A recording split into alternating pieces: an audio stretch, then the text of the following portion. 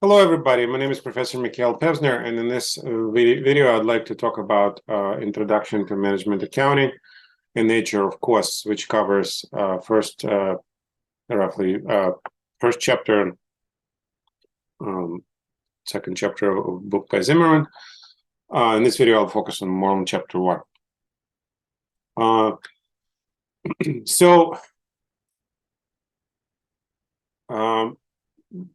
Zimmerman's book, just like the Warren et al. Book, managerial side of it, deals with management accounting, which the old title for that was cost accounting. And unlike traditional financial accounting, which deals with recording transactions and communicating the nature of those transactions and the results of those transactions to the outside users, the focus of management accounting, cost accounting, is on internal use.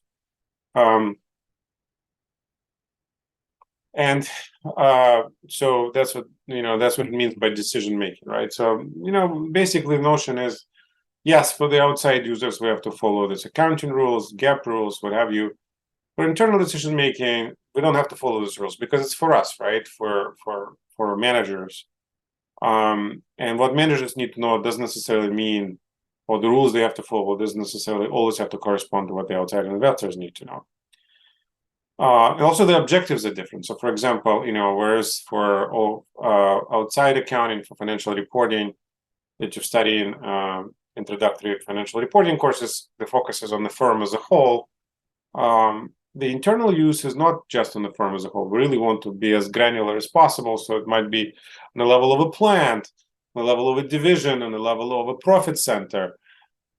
Far too granular to be communicated to the outside users of financial statements. But internally, we need to have information that is much more granular. So which divisions are more profitable, which are not, which should be shut down, maybe on the level of a product line, right? Which products are profitable, which products are not. So it raises a whole gamut of issues. For example, if maybe revenues from a division or a product would be directly traced, costs are not necessarily easily traceable individually because lots of costs are joint, right? They're not, you have one plant producing multiple product lines. We have multiple divisions benefiting from, joint management. And how do you allocate those costs, right? So that becomes, you need to have certain conventions or rules for doing that. And those rules and conventions internally we also may have to make sure that they're not distortionary, that they're not somehow actually painting the wrong picture. Another example that I have here is how do we set boundaries of various public schools to optimize allocation of scarce school district resources, right? Because again, we have a certain limited number of teachers, and the number of students varies by location. How do we optimize that? All that requires kind of different type of accounting information. For internal performance evaluation, how do we reward internal division managers? How do we reward product managers? All of that requires very different type of reporting function. So as the slide indicates, therefore, an internal accounting system should provide information to assess profitability of products, projects, and services, and optimally price them and market them, right? So that's what I was talking about earlier. Detect production inefficiencies. Now, if you have information that is much more refined and granular, then you can say which product is inefficient, which product is unprofitable, which one should we drop, which one should we increase production of, and so on. Through incentive mechanisms, appropriately reward and punish managers, right? So you need to have rewards and punishments, bonuses, structures on a very much more refined level, rewards and so on. And also, in the end of the day, all of those sort of more refined internal systems, they need to roll up to the external, more aggregate system, right? So you need the outside financial reporting and internal management accounting reporting need to talk to each other. They're not independent of each other. At the end of the day, what this brings up, and that's what Zimmerman likes to point out, is that it's, you have to have one accounting system. Really having multiple accounting systems, even though for internal purposes, for external purposes, even though many academics advocate that, right? In particular, management accounting, academics advocate that. In practice, we don't see that. Why? It's just too expensive, right? So the goal is to how do you come up with an external service for the system that serves both types of needs. Right. So what drives inputs into accounting systems? So one is the regulatory requirement. A GAAP drives what kind of accounting information you could produce. Right. So in the end of the day, like I said, you can only really afford one system most places, right? So yes, you won't have all this refined information, but there's going to be a trade-off here, right? You can't just have it super refined at the expense of being able to efficiently produce external financial statements. So that's what the next bullet point says.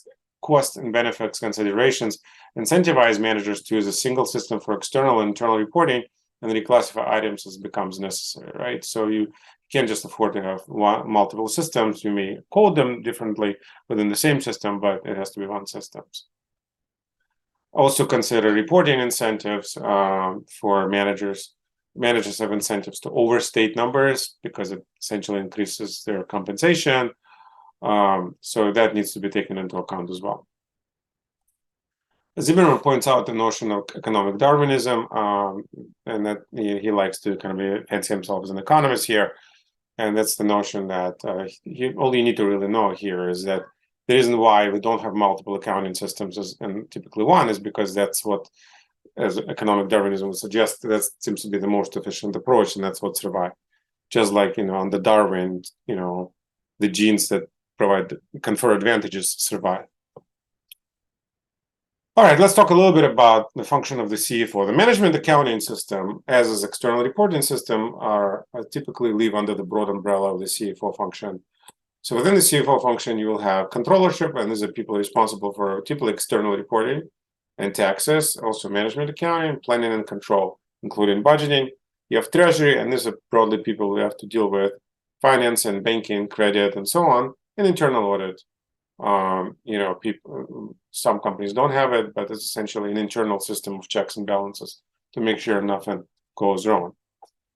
CFO, just what you need to know for the purpose of this class. In the recent, decades, the role of CFO has become progressively more important. Now we talk about these days about FP&A, financial planning and analysis. It's shifted, which is another term of what CFO function does. It's become much more strategic. So become much more strategy using the financing function to really accomplish financial strategic objectives rather than just reporting objectives. How do we allocate resources? What sort of how is it better to structure financing transactions, merger and acquisition transactions, producing really good data, much better data, and really making data-driven decisions. Let's see. The controller typically works in the CFO, and the controller is it's essentially like the chief accountant of the company. The controller is responsible for external reporting and internal reporting, internal reporting as well. And they're like a kind of main accountant in the company. They're responsible for providing information for internal decision making. And the controllers could be on various levels of the company. You can have kind of an overall corporate controller, and then if the company has multi-segment, multi-divisional structure, you'll have controllers on the level of every division responsible for producing information for that division. Controller implies that it's control. What is control? Control means it can have multiple meanings. And we can talk about internal control over financial reporting, making sure that the systems of broadly speaking, the system of checks and balances to ensure that internal accounting numbers, the accounting numbers that the system produces, is correct. But it extends further, as this COSO cube kind of implies. There's also operational control, making sure, for example, there's no fraud and waste and inefficiencies, or compliance, making sure there's compliance with laws and regulations. We're going to talk about controls much more in internal controls lecture. So, but just for the purposes of today, it suffices to say that internal control function is integral to the function of the CFO, and when it's connected to accounting, ICFR, internal control of financial reporting. It's a critical system of making sure that the accounting system produces correct numbers, and so on. So now I'll speak a lot more about that specifically in the internal control section of this slide. In the internal control lecture. So within before we talk about an example of the Vortex example in the first chapter, I just want to kind of summarize and say that, you know, the reason why we talked about controls, the reason why we talked about different functions of the organization, of the controllership functions of the organization, they very much affect decision making. In particular, they very much affect how you calculate costs. You need to know, you need to calculate costs properly, because otherwise you will make wrong decisions. Which products or orders are profitable, which ones are not. And one theme that Zimmerman really pushes is the idea that you need to think about, for instance, you need to be very worried about using average cost as an indicator of cost, because average costs combine both fixed costs and variable costs in the formula, and therefore could really distort decisions and result in bad decisions being made. So variable, of course, costs are of course costs that vary with production levels, vary with sales levels. If you don't increase production levels, they don't go up. Fixed costs don't vary with production levels. They just basically, you have to pay them if you want to be in business. Once you pay them, they become sunk in the sense that they're not really longer relevant to any additional future decisions. And one of the basic principles in economics, and that sunk costs, costs that you already incurred anyway, are not relevant, should not be relevant for future decision making. So that's kind of the big idea that he pushes in the first chapter when he talks about being worried about, being careful with using average costs for decision-making purposes. And the Vortex example is all about, you have a company where that, already produces 100,000 units of a product. It's a single product. It generates a certain average cost, and which it charges a certain price for it. And then there's a special order that comes in for additional 2,000 units of this product. Except the buyer of the product wants you to discount the selling price. And the question is, should the order be accepted? And the key thing to remember is that whatever average cost already combines fixed costs which already incurred in the past. So fixed costs are sunk.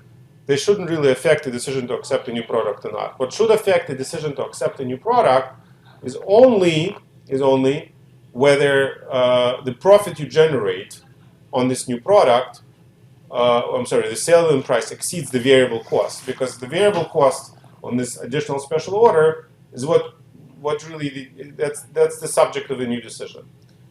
So here's how you'll solve this question.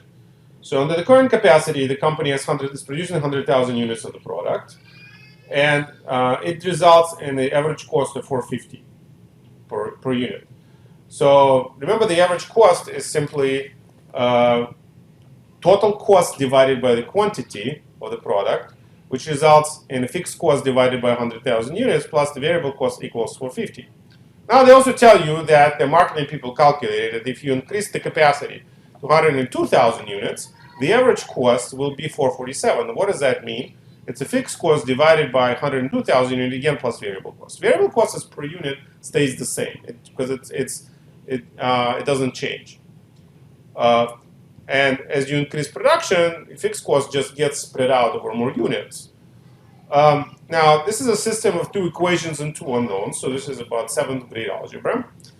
And you can solve what fixed cost is for what variable cost is from the two equations. In this particular case, it yields that fixed cost is 153,000, but the variable cost of producing this unit is 297. Now, the question was, they're asking, the buyer of the product is asking the company to discount the price from 450 to